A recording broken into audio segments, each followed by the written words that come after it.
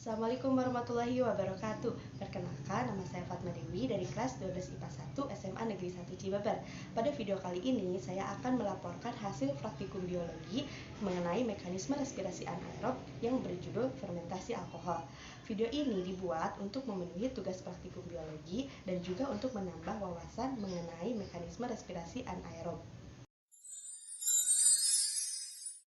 Laporan praktikum ini terdiri dari beberapa bab. Yang pertama, bab 1 pendahuluan yang membahas mengenai latar belakang, rumusan masalah, dan tujuan. Latar belakang. Makhluk hidup untuk mendapatkan energi harus memecah senyawa glukosa terlebih dahulu. Proses ini dinamakan respirasi. Respirasi adalah penguraian bahan makanan yang menghasilkan energi. Respirasi secara umum ada dua. Yang pertama, respirasi aerob, yaitu respirasi yang menggunakan oksigen, dan yang kedua, respirasi anaerob, yaitu respirasi yang tidak menggunakan oksigen. Bahan baku respirasi itu adalah karbohidrat, lemak atau protein, dan hasilnya berupa karbon dioksida, air, dan energi yang dalam bentuk ATP. Salah satu contoh respirasi anaerob adalah fermentasi alkohol. Fermentasi ini dilakukan oleh sel-sel ragi terhadap glukosa yang kemudian menghasilkan karbon dioksida dan juga energi. Untuk membuktikan hal tersebut, maka dilakukanlah percobaan ini. Berikut ini adalah rumusan masalahnya, dan ini merupakan tujuan dari percobaan. Bab 2, landasan teori. Respirasi anaerob merupakan reaksi pemecahan karbohidrat yang menghasilkan energi tanpa menggunakan oksigen. Respirasi anaerob juga menggunakan glukosa sebagai substrat.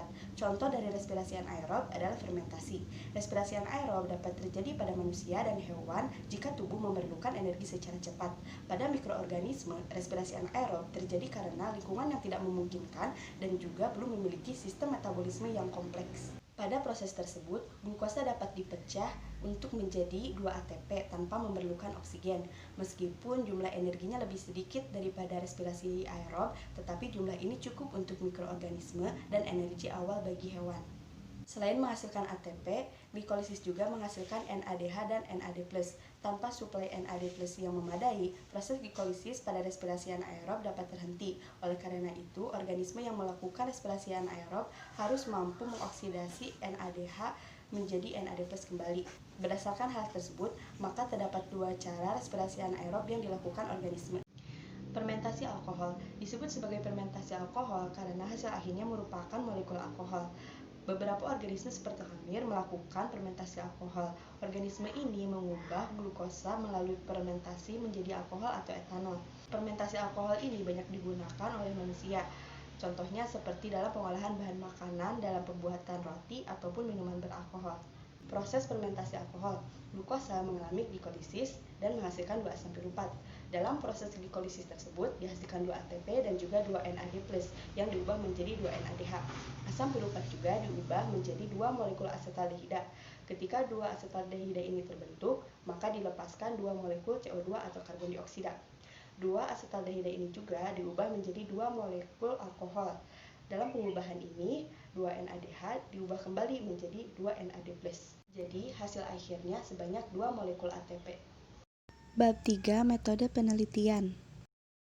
Alat dan bahan. Ada 1 buah balon, 1 buah karet gelang, 1 buah botol kaca, 1 buah gelas, 1 buah sendok, timbangan, ragi secukupnya, gula putih secukupnya, air hangat secukupnya, dan handphone untuk menghitung waktu. Cara kerja. Masukkan 2 sendok ragi dan gula ke dalam gelas, ukurannya hanya setengahnya dari sendok.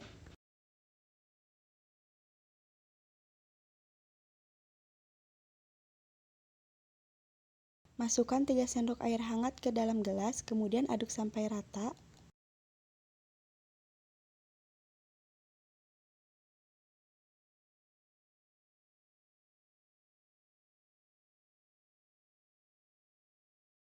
Masukkan larutan tersebut ke dalam botol.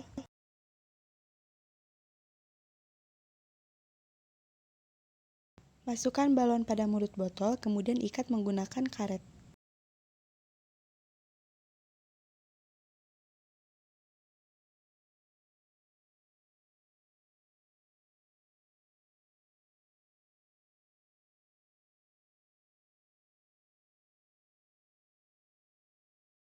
Amati perubahannya dan hitung waktu yang dibutuhkan balon untuk mengembang.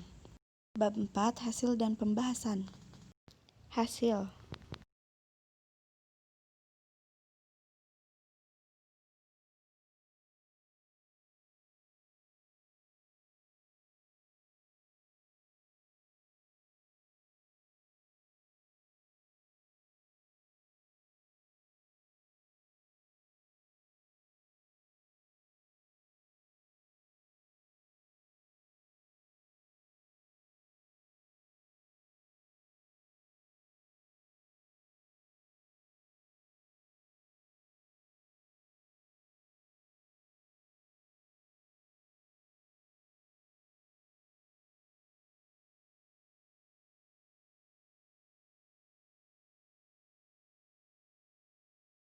Pembahasan. Yang pertama, volume serta suhu optimum air yang digunakan dalam percobaan fermentasi alkohol tersebut adalah volume 10,5 mili, suhu 45 derajat Celcius.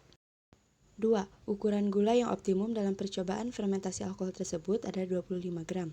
3. Posisi gula dalam percobaan fermentasi alkohol tersebut adalah sebagai substrat utama. 4. Banyaknya ragi yang dibutuhkan agar percobaan fermentasi alkohol tersebut sukses dilakukan adalah 10 gram. 5. Yang diharapkan terjadi dalam percobaan fermentasi alkohol tersebut adalah balon mengembang, karena ketika terbentuk asetaldehida pada proses fermentasi alkohol tersebut, dilepaskanlah 2 molekul CO2 yang menyebabkan balon mengembang. 6. Waktu yang dibutuhkan balon untuk mengembang sekitar 5 menit lebih. Bab 5. Penutupan. Berdasarkan hasil penelitian, dapat disimpulkan bahwa adanya gelembung udara yang dihasilkan dari larutan pelipan ditambah glukosa itu menunjukkan bahwa proses fermentasi yang dilakukan oleh sel-sel ragi atau pelipan itu terhadap glukosa menghasilkan karbon dioksida atau CO2 yang ditandai dengan balon itu mengembang karena terisi oleh karbon dioksida tersebut. Dan sarannya ketika memasukkan balon kepada mulut botol itu harus hati-hati agar tidak sobek, dan ketika melakukan penelitian boleh ditambahkan waktunya lebih lama agar hasilnya lebih jelas. Cukup sekian laporan yang saya sampaikan. Mohon maaf bila banyak kesalahan. Wassalamualaikum warahmatullahi wabarakatuh.